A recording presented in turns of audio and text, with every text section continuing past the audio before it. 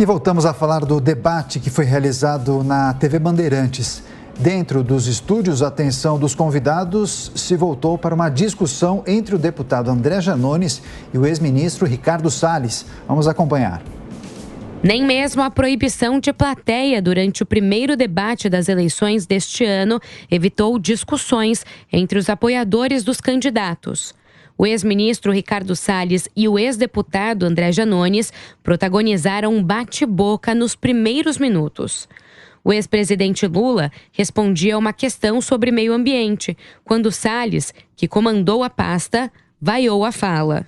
O advogado Marco Aurélio de Carvalho, da assessoria jurídica do petista, se levantou e pediu que o ex-ministro esperasse o término da fala dos candidatos para se manifestar.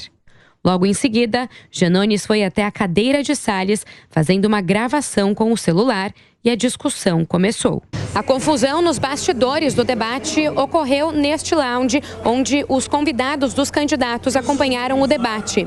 As discussões continuaram pelo intervalo. Nos comerciais do debate, Janones estava sendo questionado por jornalistas quando o candidato a deputado federal, Nicolas Ferreira, foi até o local e começou a fazer provocações. Janones se levantou e o bate-boca voltou, com participação do candidato a deputado, Adrilles Jorge.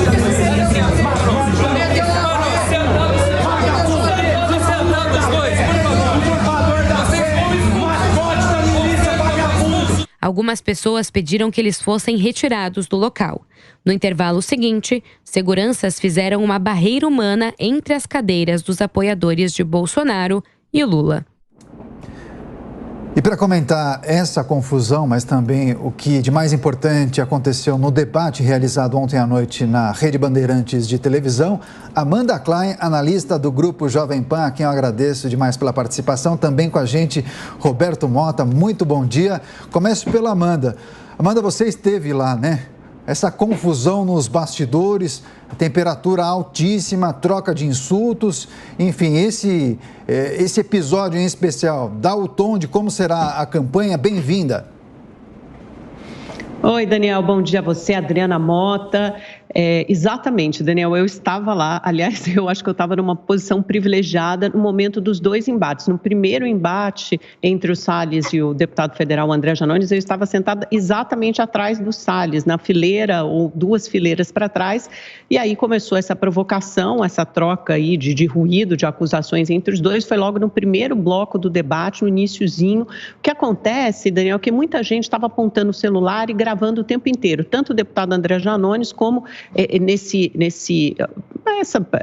onde está o Salles sentado, era o pessoal do PL, toda a claque do presidente Bolsonaro, então vários candidatos a deputado, vários apoiadores estavam sentados ali, eles também não paravam de gravar. E aí começou aquele embate, eu acho que até de alguma forma para se mostrar para o seu público nas redes sociais, mas é uma coisa vergonhosa, porque eles quase chegaram às vias de fato. Eu acho que tem bastante um quesito grande de encenação, mas é uma coisa lamentável. E no segundo momento do embate, quando a gente já ia para o primeiro break, o primeiro intervalo, eu estava sentada exatamente na frente do deputado André Janones, já tinha mudado de lugar, porque depois dessa primeira confusão eu saí, né? Fui embora, fiquei lá atrás, aí depois dei a volta, sentei ali exatamente na frente do André Janones, até virei para trás, comecei a conversar com ele um pouco, saber o que tinha acontecido no primeiro embate, aí começou a segunda confusão. Acho que são cenas, isso não pode ser chamada de polarização política, isso já é um BBB no mundo real, é um radicalismo político com um quê de encenação e de querer se mostrar para as redes sociais, acho que querer lacrar para o seu próprio público, mas como demonstração de democracia, sendo que várias dessas pessoas, aliás, todos eles envolvidos, né? Tanto Salles é candidato a deputado federal, André Janones é candidato à reeleição, é uma demonstração péssima para o seu público, mas pelo visto conquista votos, porque certamente os dois terão uma ampla votação nesse ano. A Amanda, que já enfrentou o Salles em boas discussões também aqui no Jornal da Manhã. Agora, Mota, o Salles, como a Amanda relembrou, é candidato. Janones, apoiadores de Lula, né? Cada um representante de dos lados da polarização. Esse clima nos bastidores políticos, e nem tão bastidores, né? Na presença de tanta gente de câmeras, preocupa com relação com o que pode acontecer nas nossas ruas até o 30 de outubro. É um mau exemplo por parte dessas pessoas para os eleitores ou são seres humanos que não têm como se controlar? Bom dia, Adriana, bom dia, Amanda, bom dia, Daniel, bom dia, nossa audiência.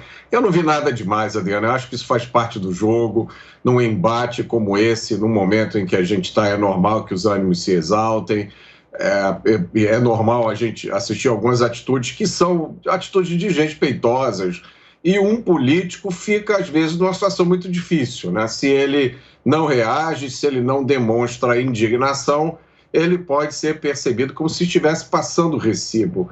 O Giannone está numa fase muito complicada, né? Ele está tendo vários episódios da sua vida passada expostos, ele está tendo que dar explicação para muitas pessoas do partido dele que confiaram que ele era um líder da terceira via e agora estão em situação extremamente difícil, né? Porque estão num partido cujo candidato, o antigo candidato, agora está apoiando o PT.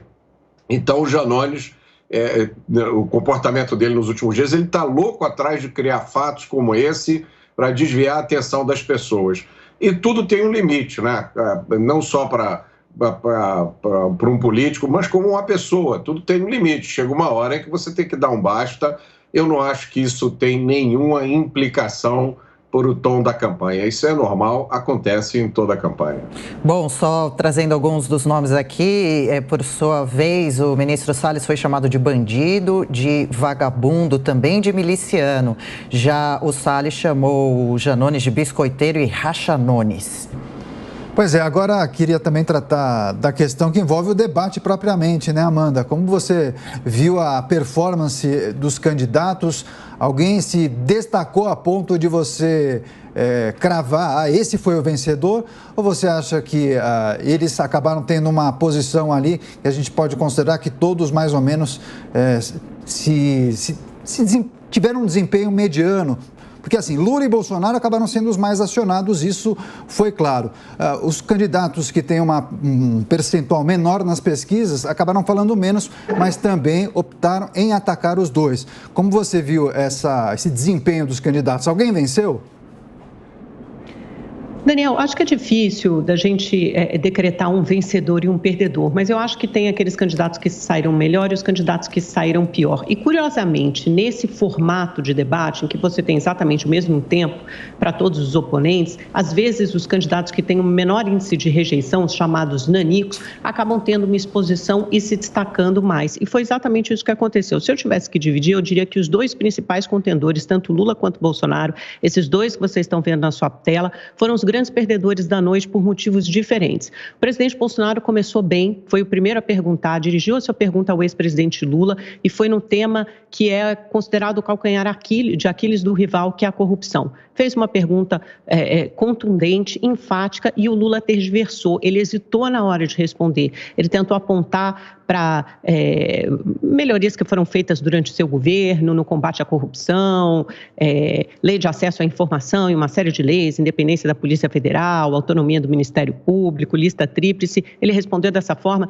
Aí, na réplica, também tentou falar de resultados do seu governo em outras áreas, de educação, resultados na área social, ou seja, mudou o assunto. Isso foi visto como uma fraqueza, até a própria campanha do ex-presidente Lula, eu me sentei ao lado dele em alguns momentos, eu fui mudando de lugar, né, para ter uma temperatura de todas as campanhas.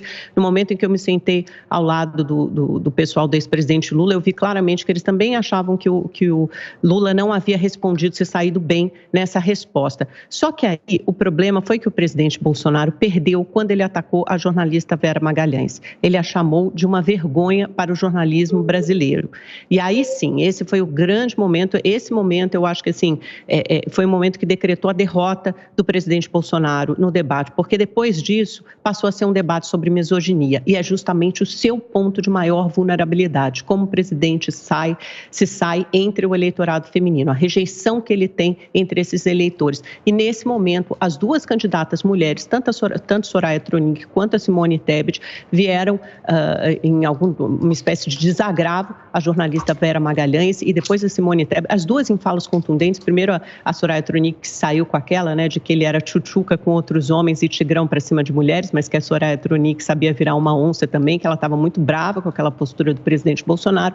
E depois a Simone Tebet, numa pergunta direta ao presidente Bolsonaro, perguntou por que ele tinha tanta raiva, tinha ódio das mulheres. Então, nesse momento, ele se saiu muito mal, porque você conseguiu reafirmar e reforçar dois estigmas, dois rótulos pesados para os principais candidatos: o de corrupção, que cola no ex-presidente Lula, e o de misoginia, que cola no presidente Bolsonaro. Por isso eu digo que eles se saíram pior no debate, esse formato não os favoreceu. O Lula tentou ali passar por baixo dos radares, voar bem baixinho para não virar o principal alvo, a principal vidraça do debate. Nisso ele conseguiu, essa estratégia foi bem sucedida, apesar dele não ter respondido bem a essa primeira pergunta da corrupção, ele não virou o alvo preferencial do debate. Isso ficou por conta do presidente Bolsonaro. E ele, de alguma forma, conseguiu terceirizar esses ataques ao Bolsonaro. Não precisou fazê-lo, porque a Soraya Tronic fez, a Simone Tebet o fez em vários momentos, o próprio Ciro Gomes. Depois teve um momento ali de embate entre Ciro e Lula. O Lula tentou ser simpático, piscou um olho, tentou começar um namoro, um flertezinho com o Ciro Gomes. O Ciro não respondeu bem,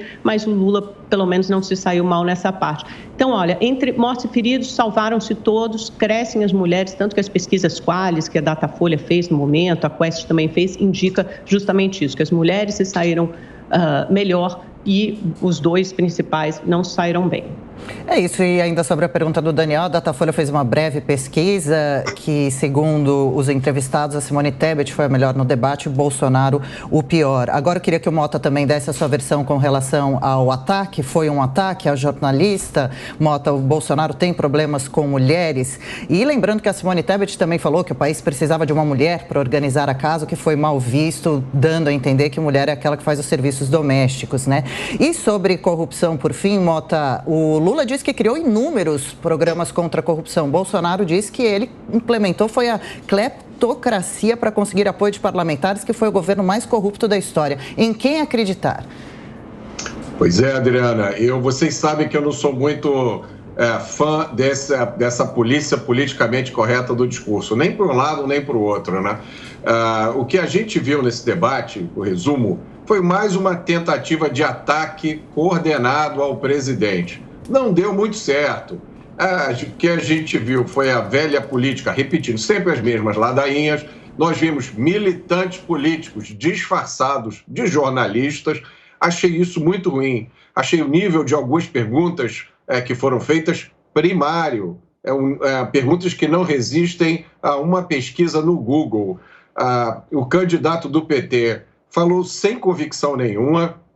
Ele não teve resposta para as perguntas sobre corrupção, ou teve uma resposta patética, né? Quando acusado de corrupção, o que foi em vários momentos do debate, por vários dos debatedores, confesso até para minha surpresa, a resposta dele foi dizer que o governo dele foi que mais promoveu a transparência, né? É tipo o Fernandinho Beiramar sendo acusado de ser chefão de facção criminosa e dizer que é o contrário, que ele, na verdade, era obreiro da igreja e ele é o que mais fez caridade e promoveu a paz.